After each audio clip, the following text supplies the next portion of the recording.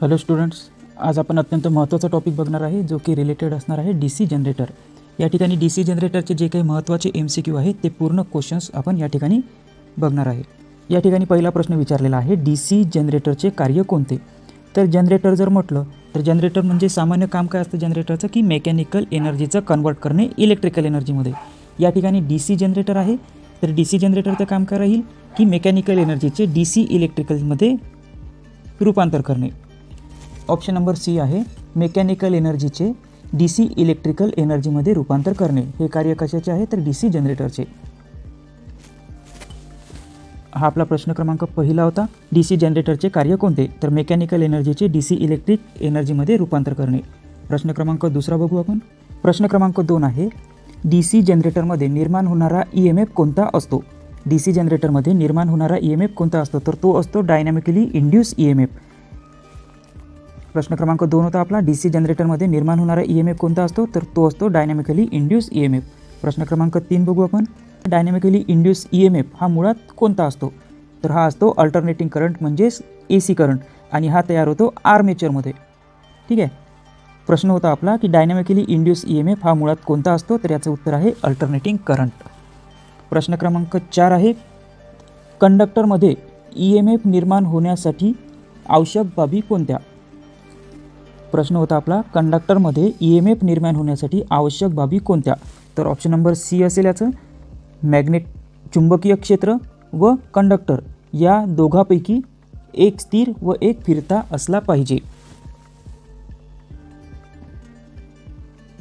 जसं magnetic field आहे, हा एक N पोल आहे, दुसरा S पोल आहे। याच्यामध्ये एक कंडक्टर जर आपण ठेवला, ठीक आहे, एक कंडक्टर जर ठेवला तर आपल्याला माहिती आहे की या दोन पोलमध्ये काय असतात? मॅग्नेटिक फील्ड असतात, मॅग्नेटिक फ्लक्स असतात। तर या ठिकाणी प्रश्न विचारला होता, कंडक्टरमध्ये EMF निर्माण होण्यासाठी कुठल्या गोष्टीची आवश्यकता असते? तर एक असेल मॅग्नेटिक फील्ड आणि फोर्स। तर एक तर आपल्याला कंडक्टरला मूव्ह करावं लागेल किंवा जे मॅग्नेटिक लाईन आहे त्याला मूव्ह करावं लागेल। तर या दोघांपैकी कुठलाही एक मूवमेंट केला, फिरता ठेवला तर कंडक्टरमध्ये EMF तयार होऊन जाईल। तोच या ठिकाणी प्रश्न आपल्याला केलेला आहे की कंडक्टरमध्ये EMF निर्माण होण्यासाठी कुठल्या बाबीची आवश्यकता असते? तर ऑप्शन आहे चुंबकीय क्षेत्र म्हणजेच मॅग्नेटिक फील्ड किंवा कंडक्टर या दोन्हीपैकी एक स्थिर व एक फिरता असला पाहिजे।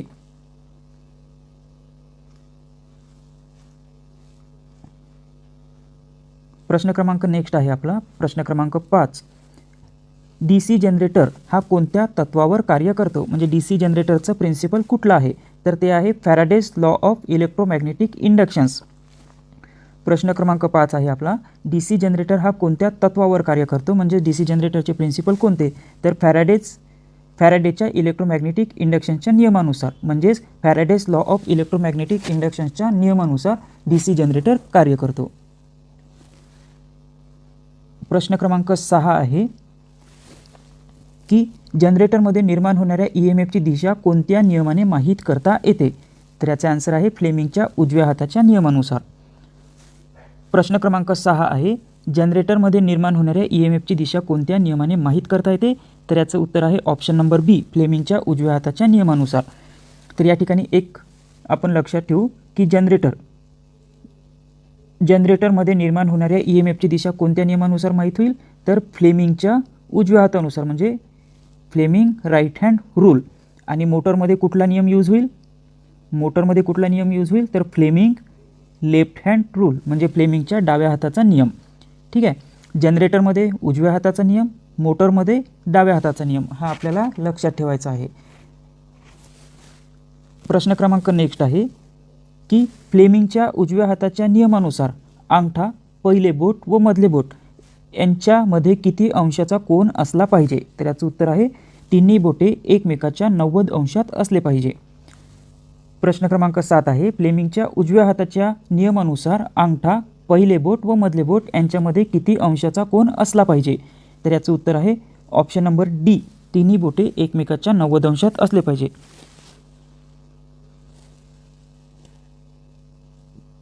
प्रश्न क्रमांक नेक्स्ट आहे, DC जनरेटरला म्हणजे जनरेटरला फिरवणाऱ्या यंत्रास काय म्हणतात? तर याला म्हणतात प्राइम मूव्हर।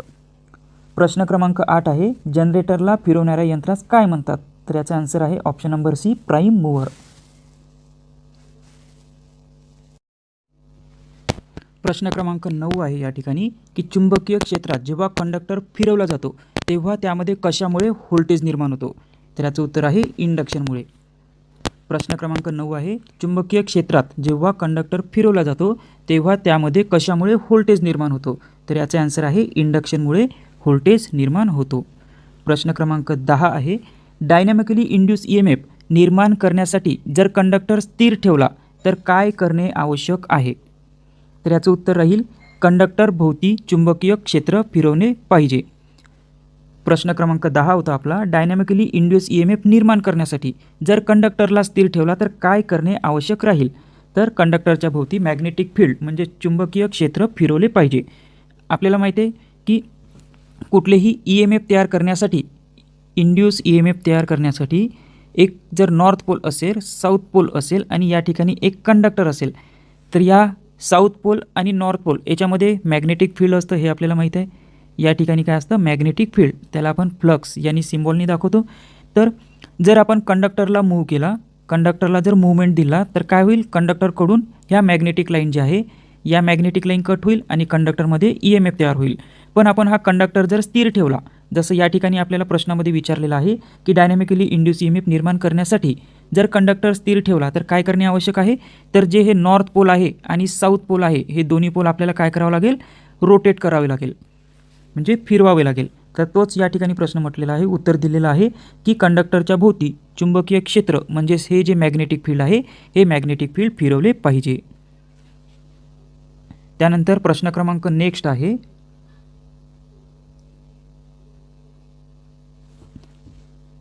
प्रश्न क्रमांक नेक्स्ट विचारलेला आहे 11 नंबरचा जनरेटरचा योक हा कास्ट आयरनपासून का बनवलेला असतो?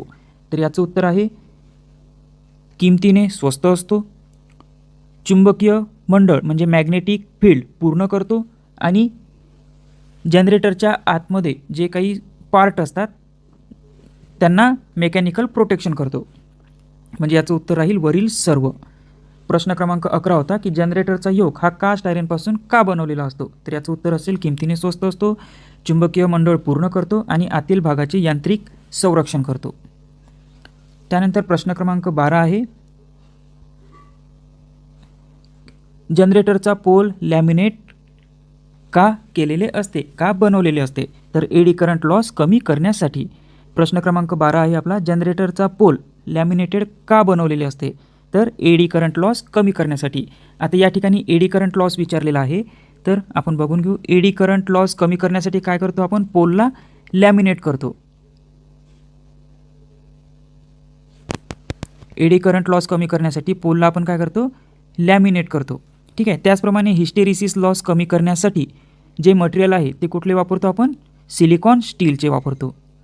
हे लक्षात ठेवायचं. एडी करंट लॉस कमी करण्यासाठी पोलला आपण लॅमिनेट करतो आणि हिस्टेरिसिस लॉस कमी करण्यासाठी जो मटेरियल आहे तो आपण सिलिकॉन स्टीलचा वापरतो. प्रश्न क्रमांक नेक्स्ट आहे प्रश्न क्रमांक 13 स्लिप रिंगसाठी कोणते मटेरियल वापरतात? प्रश्न क्रमांक 13 आहे स्प्लिट रिंगसाठी कोणते मटेरियल वापरतात? तर स्प्लिट रिंगसाठी मटेरियल जे वापरतात ते वापरतात कॉपरचे. पुन्हा एकदा प्रश्न बघू आपण. प्रश्न क्रमांक 13 स्प्लिट रिंगसाठी कोणते मटेरियल वापरतात? तर ते वापरतात कॉपरचे. आता या ठिकाणी आपण बघून घेऊ थोडं. आता DC जनरेटर जे आहे DC जनरेटरमध्ये 2 रिंग असतात. एक असतात नॉर्मली रिंगचे 2 टाईप पडतात. एक असते स्लीप रिंग आणि दुसरं असते स्प्लिट रिंग. ठीक आहे. आता स्लीप रिंग जे आहे ते स्लीप रिंग कशासाठी तयार करतात? समजा जनरेटरमध्ये जर AC सप्लाय आपल्याला हवा असेल तर त्या ठिकाणी आपण स्लीप रिंग वापरतो आणि आपल्याला DC सप्लाय हवा असेल तर आपण स्प्लिट रिंग वापरतो. तर स्प्लिट रिंग आपण आताच बघितलं कशापासून बनतो? तर कॉपरपासून. आणि स्लीप रिंग जो आहे तो कशापासून बनतो? तर तो बनतो फॉस्फरस ब्रॉन्झपासून. हे लक्षात ठेवायचं. फॉस्फरस ब्रॉन्झपासून. ठीक आहे. स्लीप रिंग जो आहे तो AC साठी उपयोगात आणतो आणि तो बनतो फॉस्फरस ब्रॉन्झपासून आणि स्प्लिट रिंग जो आहे तो DC साठी उपयोगात येतो आणि तो बनतो कॉपरपासून. अत्यंत महत्त्वाचं आहे. हे प्रश्न एक्झाममध्ये विचारले जातात.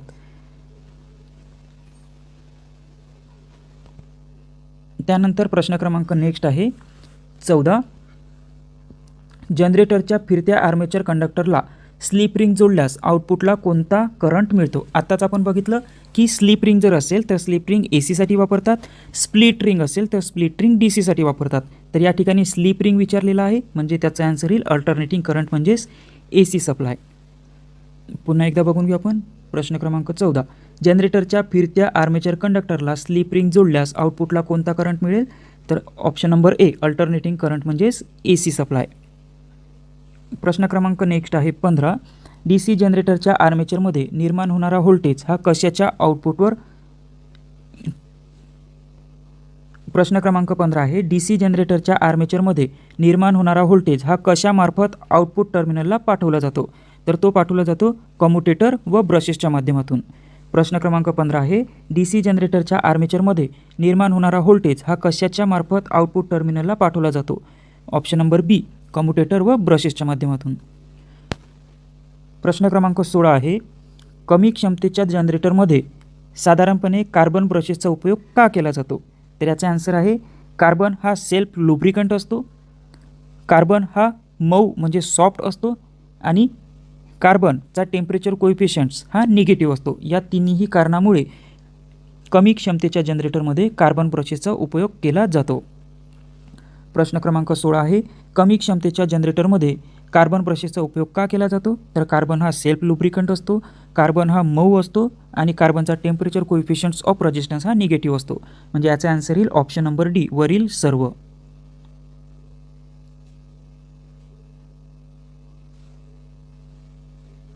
प्रश्न क्रमांक नेक्स्ट आहे प्रश्न क्रमांक 17.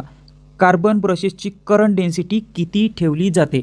तर त्याचा आन्सर आहे 5 एम्पियर दर चौरस सेंटीमीटर. प्रश्न क्रमांक 17 आहे कार्बन ब्रशेसची करंट डेन्सिटी किती ठेवली जाते? याचा आन्सर आहे 5 एम्पियर दर चौरस सेंटीमीटर. प्रश्न क्रमांक नेक्स्ट आहे जास्त क्षमतेच्या जनरेटरमध्ये ब्रशेस कोणत्या मटेरियलचे वापरतात?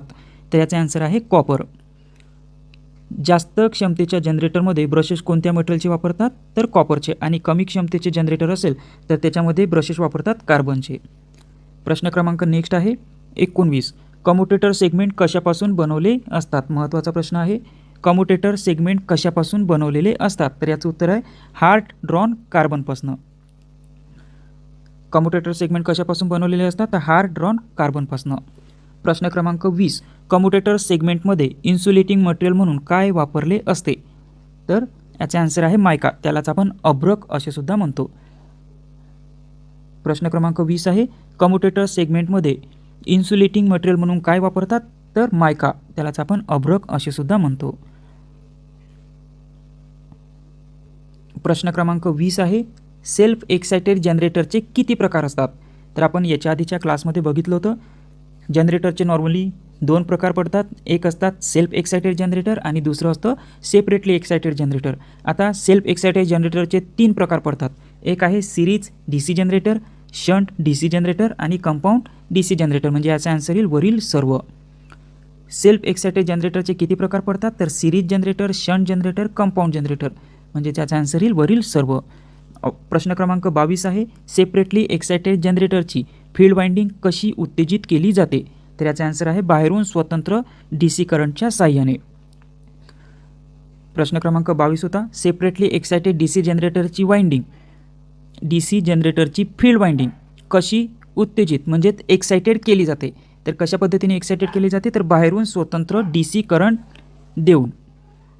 ठीक आहे. प्रश्न क्रमांक 23. सेल्फ एक्साइटेड जनरेटरची फील्ड वाइंडिंग कशी उत्तेजित केली जाते म्हणजे एक्साइटेड केली जाते? कशा पद्धतीने एक्साइटेड केली जाते? तर जनरेटरच्या स्वतःच्याच DC करंटने. Option number C. आपण याच्या आधीच्या क्लासमध्ये बघितलं आहे, ते तुम्ही बघू शकता. प्रश्न क्रमांक नेक्स्ट आहे प्रश्न क्रमांक 24. प्रश्न क्रमांक 24 आहे DC जनरेटरचा EMF कोणत्या घटकावर अवलंबून असतो? तर याचा आन्सर आहे पोलची संख्येवर डिपेंड करतो, दर पोल गणिक मिळणाऱ्या फ्लक्सवर डिपेंड करतो, कंडक्टरच्या संख्येवर डिपेंड करतो. म्हणजे याचा आन्सर येईल वरील सर्व. आता DC जनरेटरचा जो EMF आहे याचं सूत्र काय आहे? हे सूत्र लक्षात ठेवायचं. E म्हणजे EMF बरोबर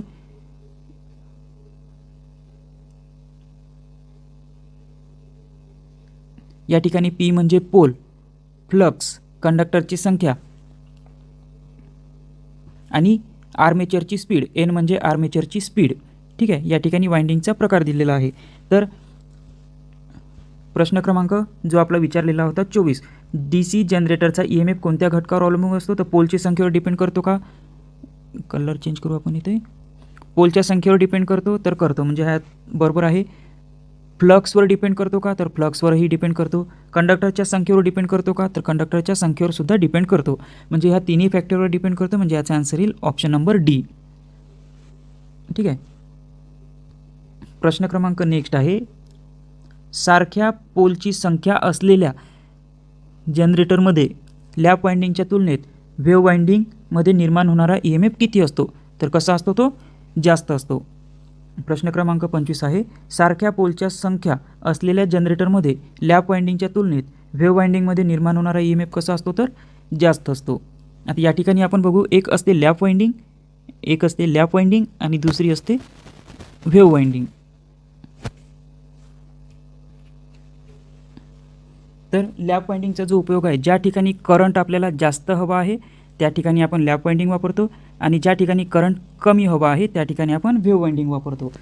त्याचप्रमाणे ज्या ठिकाणी व्होल्टेज कमी पाहिजे नाही त्या ठिकाणी लॅप वाइंडिंग वापरतो, आणि ज्या ठिकाणी व्होल्टेज जास्त पाहिजे नाही त्या ठिकाणी वेव्ह वाइंडिंग वापरतो. हा पॉईंट महत्त्वाचा आहे, लक्षात ठेवायचा. नेक्स्ट बघू आपण. प्रश्न क्रमांक 26 आहे, जनरेटरचा EMF कसा नियंत्रित करू शकाल? प्रश्न क्रमांक 26 आहे, जनरेटरचा EMF कसा नियंत्रित करू शकाल? तर याचा आन्सर आहे गती व फ्लक्स दोन्ही नियंत्रित करून, म्हणजे आर्मेचरची स्पीड आणि फ्लक्स दोन्ही कंट्रोल करून आपण DC जनरेटरचा EMF कंट्रोल करू शकतो. प्रश्न क्रमांक 26 आहे, DC जनरेटरचा EMF कसा नियंत्रित कराल? तर ऑप्शन नंबर डी, गती आणि फ्लक्स दोन्ही नियंत्रित करून. प्रश्न क्रमांक 27 आहे, जनरेटरचा लोड कॅरेक्टरिस्टिक हा कोणाच्या संबंधाचा आलेख होय? प्रश्न क्रमांक 27 आहे, जनरेटरचा लोड कॅरेक्टरिस्टिक हा कोणाच्या संबंधाचा आलेख आहे? तर हा आहे लोड करंट म्हणजे IL आणि टर्मिनल व्होल्टेज. ठीक आहे, ह्या दोन्हीच्या रिलेटेड लोड कॅरेक्टरिस्टिक असतो. प्रश्न क्रमांक 28 आहे, जनरेटरचे इंटरनल कॅरेक्टरिस्टिक कोणाच्या संबंधात असतो? तर तो असतो आर्मेचर करंट आणि EMF. आर्मेचर करंट आणि EMFच्या संबंधात जो लोड कॅरेक्टरिस्टिक असतो त्याला इंटरनल कॅरेक्टरिस्टिक असे म्हणतात. प्रश्न क्रमांक नेक्स्ट आहे, प्रश्न क्रमांक 29, जनरेटरचा मॅग्नेटिक कॅरेक्टरिस्टिक कोणाच्या संबंधात असतो? तर फील्ड करंट आणि EMF. प्रश्न क्रमांक 29 आहे, जनरेटरचा मॅग्नेटिक कॅरेक्टरिस्टिक हा कोणत्या संबंधाचा आलेख होय? तर याचा आन्सर आहे फील्ड करंट आणि EMF. प्रश्न क्रमांक 30, सिरीज जनरेटरचा उपयोग कुठे होतो? तर याचा आन्सर आहे बूस्टरसाठी. प्रश्न क्रमांक 30 आहे, सिरीज जनरेटरचा उपयोग कुठे होतो? तर तो होतो बूस्टरसाठी. प्रश्न क्रमांक 31 आहे, बॅटरी चार्जिंगसाठी कोणता जनरेटर वापरला जातो? तर याचा आन्सर आहे शंट जनरेटर. प्रश्न क्रमांक 31 होता, बॅटरी चार्जिंगसाठी कोणता जनरेटर वापरला जातो? तर तो वापरला जातो शंट जनरेटर.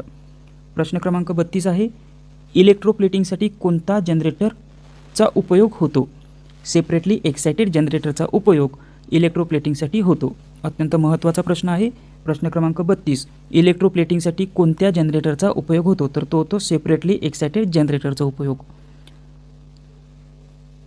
प्रश्न क्रमांक 33 आहे, कोणत्या कंपाऊंड जनरेटरला फ्लॅट कंपाऊंड जनरेटर असे म्हणतात?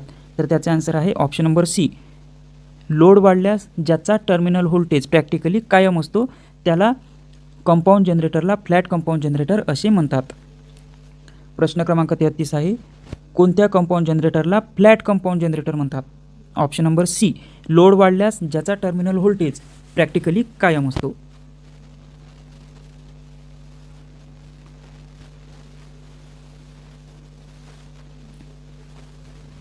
प्रश्न क्रमांक 34 आहे, जनरेटर हा यांत्रिक शक्तीचे विद्युत शक्तीमध्ये रूपांतरित करीत असताना कोणते कोणते लॉसेस होतात?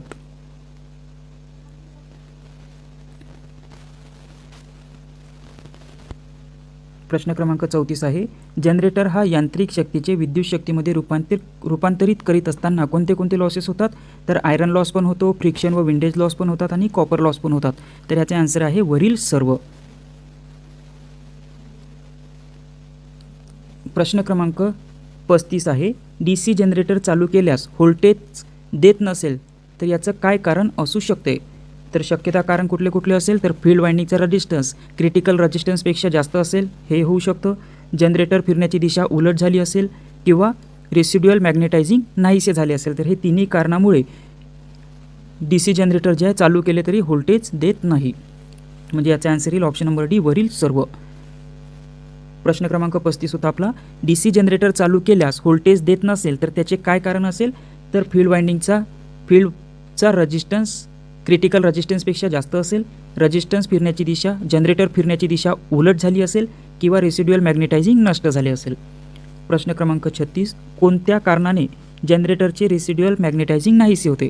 तर त्याचं मेन कारण आहे फील्ड पोलवर ठोकपीट केल्यास किंवा फील्ड पोलला गरम केल्यास त्याचे जे रेसिड्युअल मॅग्नेटायझिंग आहे ते नष्ट होते. प्रश्न क्रमांक 36 होता आपला, कोणत्या कारणाने रेसिड्युअल मॅग्नेटायझिंग नष्ट होते? तर याचे आन्सर आहे फील्ड पोलवर ठोकपीट केल्यास किंवा फील्ड पोलला गरम केल्यास. प्रश्न क्रमांक 37, प्रश्न क्रमांक 37, DC जनरेटरचे नाहीसे झालेले रेसिड्युअल मॅग्नेटायझिंग पुन्हा प्राप्त करण्यासाठी काय करावे लागेल? तर याचा आन्सर आहे ऑप्शन नंबर सी, फील्ड वाइंडिंगला थोडा वेळ बॅटरीच्या साहाय्याने सप्लाय द्यावा लागेल. प्रश्न क्रमांक 37, DC जनरेटरचे नाहीसे झालेले रेसिड्युअल मॅग्नेटायझिंग प्राप्त करण्यासाठी काय करावे लागेल? तर फील्ड वाइंडिंगला थोडा वेळ बॅटरीचा सप्लाय द्यावा लागेल. प्रश्न क्रमांक 38, जनरेटरचा व्होल्टेज वाढवण्यासाठी खालील कोणत्या पद्धती सोपी असते? ऑप्शन नंबर ए, जनरेटरची स्पीड वाढवावी लागेल.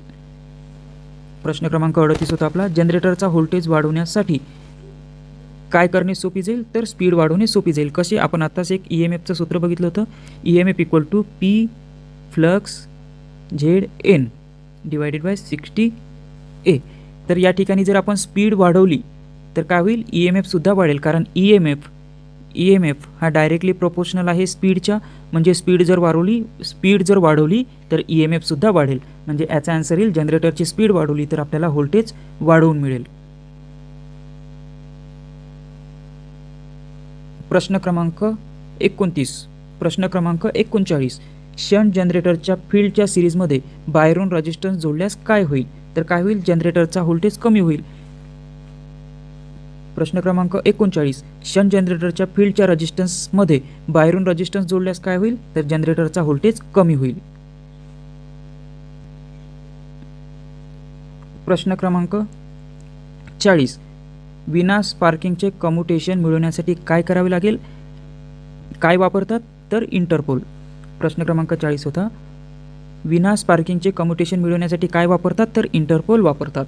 प्रश्न क्रमांक 41 आहे, इंटरपोल वाइंडिंगची रचना कशी असते?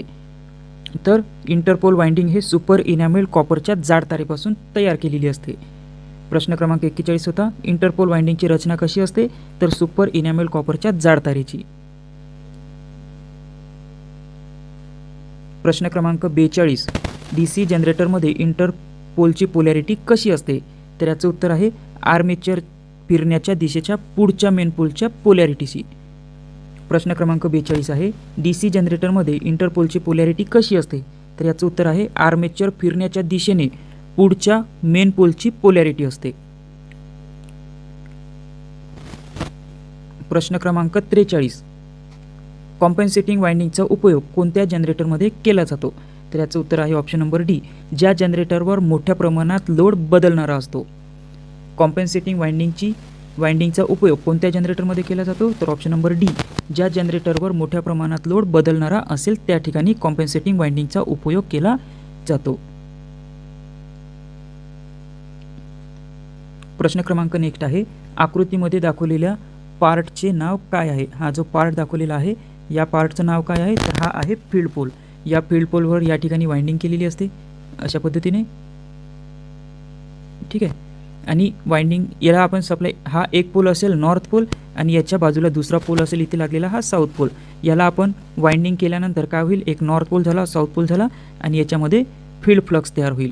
आणि या फील्ड फ्लक्सच्यामध्ये काय होईल, कंडक्टर म्हणजेच आपण आर्मेचर ठेवला आणि आर्मेचरला रोटेट केला तर त्या आर्मेचरच्या कंडक्टरकडून मॅग्नेटिक लाईन कट होईल आणि कंडक्टरमध्ये EMF तयार होईल. ठीक आहे, तर हा जो पार्ट आहे हा पार्ट कुठला आहे, फील्ड पोल. प्रश्न क्रमांक 45, आकृतीमध्ये दाखवलेला हा जो पोर्शन आहे एक्स जो खुणीने दाखवलेला आहे तो त्या पार्टचे काय कार्य आहे, तर तो आहे की ब्रशवरील स्प्रिंग ताण जुळवणे व योग्य ताण सांभाळणे. प्रश्न क्रमांक 45 आहे, आकृतीमध्ये दाखवलेल्या एक्स या भागाचे कार्य काय आहे, तर ऑप्शन नंबर सी वरील ब्रशवरील स्प्रिंगचा ताण जुळवणे व योग्य ताण सांभाळणे. प्रश्न क्रमांक 46, आर्मेचर कोअरच्या लॅमिनेशनची जाडी साधारणपणे किती असते, तर ती असते 0.5 मिलीमीटर.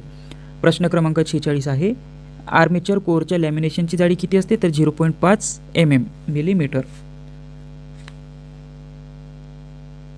या ठिकाणी प्रश्न विचारलेला आहे प्रश्न क्रमांक 47, BIS 4718/1975 नुसार DC मशीनच्या टर्मिनलची मार्किंग केली असता त्यानुसार शंट फील्डचे टर्मिनल मार्किंग किती असते. तर या ठिकाणी आपण एक छोटंसं नोट्स बघून घेऊ.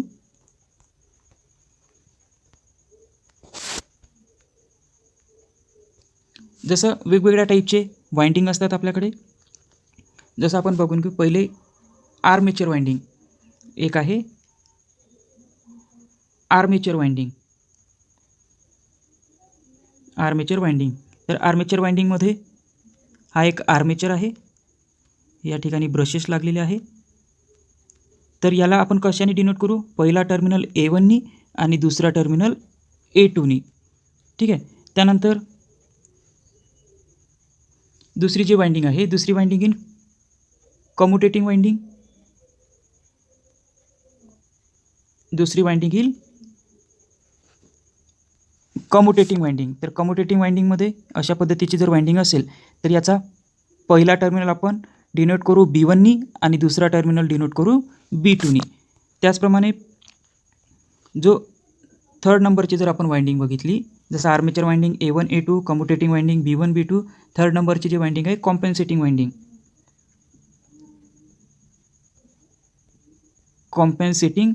कॉम्पेन्सेटिंग वाइंडिंग सुद्धा अशा पद्धतीची दाखवू आपण. तर याला आपण डिनोट करू C1 आणि C2नी. ठीक आहे, त्यानंतर नंबर 4ची जी वाइंडिंग आहे, नंबर 4ची वाइंडिंग आपण बघू सिरीज वाइंडिंग. तर सिरीज वाइंडिंगमध्ये ही वाइंडिंग आहे, तर याला आपण डिनोट करू पहिला पॉईंट D1नी आणि दुसरा जो पॉईंट आहे तो D2नी. त्यानंतर नंबर 5ची जी वाइंडिंग आहे ती आहे शंट वाइंडिंग. तर शंट वाइंडिंग समजा आपण ही दाखवली तर याचा पहिला पॉईंट जो डिनोट करू आपण E1नी डिनोट करू आणि दुसरा पॉईंट E2ने डिनोट करू. त्यानंतर नेक्स्ट जो आहे नंबर 6 फील्ड वाइंडिंग. यालाच आपण सेपरेटली एक्साइटेड वाइंडिंग असं सुद्धा म्हणतो. तर ही फील्ड वाइंडिंग आहे. तर फील्ड वाइंडिंग आपण डिनोट करू F1 आणि F2नी. या ठिकाणी पुन्हा एकदा रिकॉल करून घेऊ. जसं आर्मेचर वाइंडिंग आहे तर आर्मेचर वाइंडिंग A1 आणि A2नी डिनोट करू. नंबर 2 आहे कम्युटेटिंग वाइंडिंग, तर ती B1 आणि B2नी डिनोट करू. कॉम्पेन्सेटिंग वाइंडिंग C1 आणि C2ने डिनोट करू. Series winding D1 D2, shunt winding E1 E2 आणि फील्ड वाइंडिंग F1 F2. तर हे आपल्याला लक्षात ठेवायचं आहे, आपल्यासाठी अत्यंत महत्त्वाचं आहे.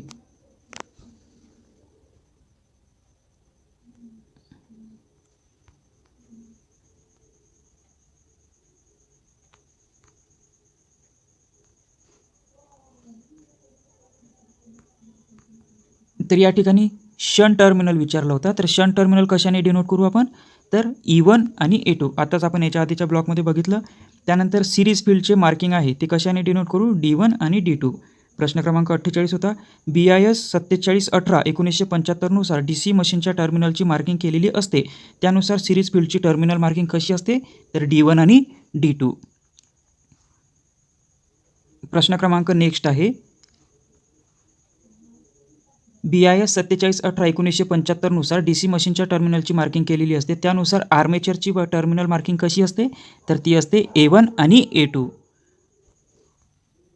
प्रश्न क्रमांक नेक्स्ट आहे, महत्त्वाचा प्रश्न आहे. अशा प्रकारचे प्रश्न एक्झाममध्ये विचारले जातात की DC मशीनमध्ये आर्मेचरचा रेजिस्टन्स किती असतो, तर तो असतो नेहमी 1 ओहमपेक्षा कमी. महत्त्वाचं आहे, लक्षात ठेवायचं की कुठल्याही DC जनरेटरमध्ये जो आर्मेचरचा रेजिस्टन्स असतो ते 1 ओहमपेक्षा कमी असतो. प्रश्न क्रमांक नेक्स्ट आहे, वेल्डिंग जनरेटर सेट म्हणून कोणत्या जनरेटरचा उपयोग केला जातो? तर तो केला जातो डिफरेन्शियल कंपाऊंड जनरेटर. प्रश्न क्रमांक 51 आहे, वेल्डिंग जनरेटर सेट म्हणून कोणत्या जनरेटरचा उपयोग केला जातो? तर option number D, differential compound generator. प्रश्न क्रमांक नेक्स्ट आहे, महत्त्वाचा आहे, DC मशीनमध्ये ब्रशेस घासून कमी झाले असता ब्रशेस कधी बदलवावे? तर ऑप्शन नंबर सी, ब्रशेसची लांबी 1/3 झाल्यावर. प्रश्न क्रमांक 22, DC मशीन वापरताना त्यांचे ब्रशेस घासून कमी झाले असता ते ब्रशेस कधी बदलवावे? तर ऑप्शन नंबर सी, ब्रशेसची लांबी 1/3 झाल्यावर.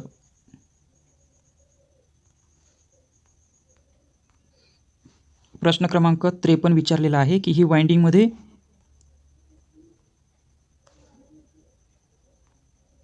या वाइंडिंगमध्ये कुठली टेस्टिंग सुरू आहे? तर हा फेज आहे.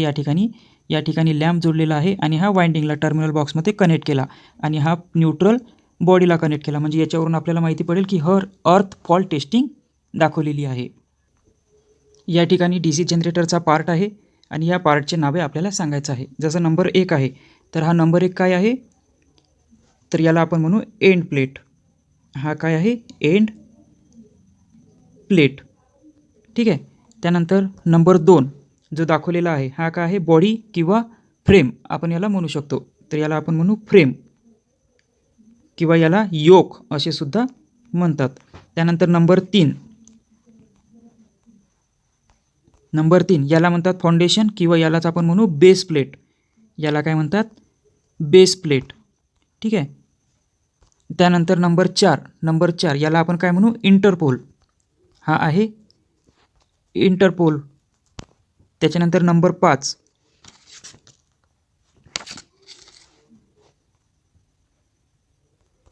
5 जो आहे हा आहे फील्ड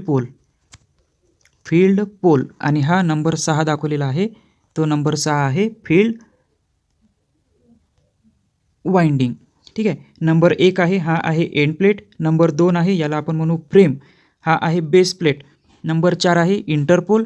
नंबर 5 आहे फील्ड पोल आणि या फील्ड पोलवर केलेली वाइंडिंग दाखवलेली आहे नंबर 6 फील्ड वाइंडिंग आणि हा या ठिकाणी दाखवलेला आहे हा आहे टर्मिनल बॉक्स. ठीक आहे. अत्यंत महत्त्वाचे पार्ट आहे एक्झाममध्ये, प्रॅक्टिकल एक्झाममध्ये ही डायग्राम विचारली जातात आणि अशा पद्धतीचे क्वेश्चन दिसतात. आणि या ठिकाणी आहे याला आपण हुक असे सुद्धा म्हणतो.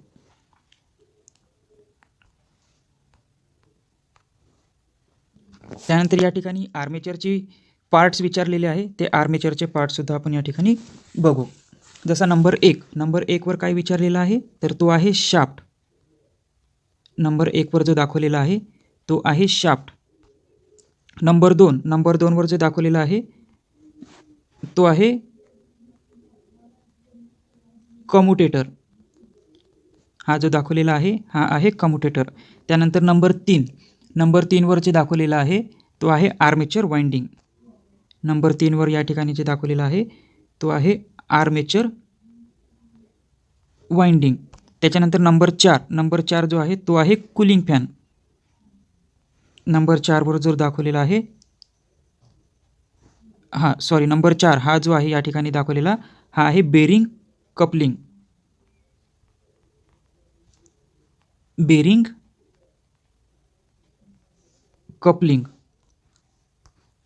नंबर 5 या ठिकाणी जो दाखवलेला आहे नंबर 5 तो आहे बेरिंग. महत्त्वाचे पार्ट्स आहे, लक्षात ठेवणं आवश्यक आहे. नंबर 6 जो दाखवलेला आहे या ठिकाणी तो आहे कूलिंग फॅन. त्यानंतर नंबर 7 वर जो दाखवलेला आहे तो आहे आर्मेचर कोर.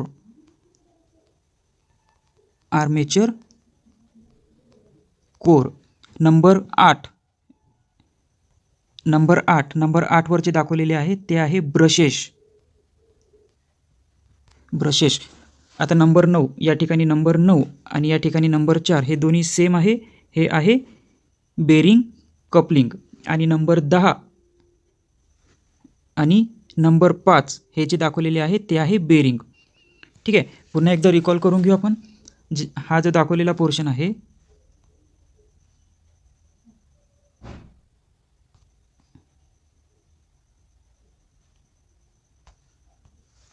हा जो दाखवलेला पोर्शन आहे हा आहे शाफ्ट. जो इथे दाखवलेला आहे नंबर 2वर तो आहे कम्युटेटर, जो आर्मेचरमध्ये तयार झालेल्या AC सप्लायचा DC सप्लायमध्ये कन्वर्ट करतो. हे आहे आर्मेचर वाइंडिंग जे फील्ड फ्लक्समध्ये रोटेट होतात. हे आहे आर्मेचर ब्रशेस, हे आहे बेरिंग कपलर. त्याच्यानंतर हे आहे बेरिंग, हा आहे कूलिंग फॅन, हा आहे आर्मेचर कोर, हे आहे ब्रशेस जो तयार झालेला करंट कलेक्ट करतो.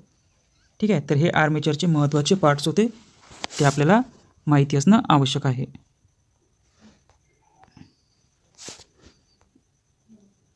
तर आजच्या क्लासमध्ये आपण जे बघितलं ते DC जनरेटरचे महत्त्वाचे MCQ बघितले, जे की एक्झाममध्ये बघायला मिळतात.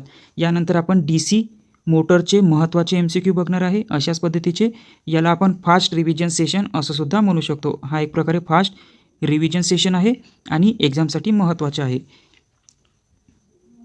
तर आजच्या क्लासमध्ये एवढंच. बघूया नेक्स्ट क्लासमध्ये DC मोटरचे MCQ.